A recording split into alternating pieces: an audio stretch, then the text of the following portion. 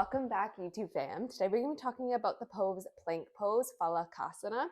And this is usually used during flows to transition or even just to give you a little bit more of a strengthening pose. It really does strengthen your wrists, your core. It's a full body strengthening pose. Even your legs you'll be activating. I'll show you how to get into it, the alignment points, and how to feel most comfortable in it.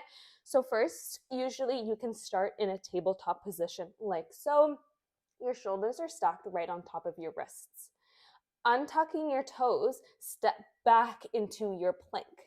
Just remember to keep your shoulders on top of your wrists. You have a slight pelvic tilt inwards. You don't want to be sticking out your butt like so. You want to tuck that in.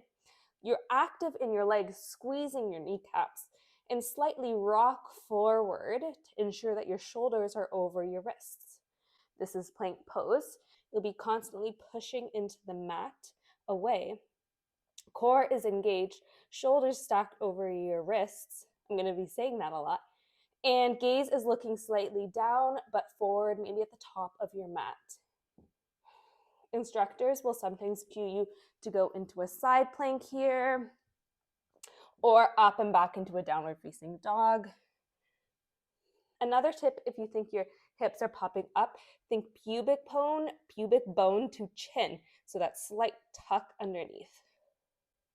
This can be quite an intense posture, so really using your breath to connect with the pose and stepping away from the feeling and the sensations and coming inwards within the breath and how you're feeling and how empowered and strong you can be in this pose.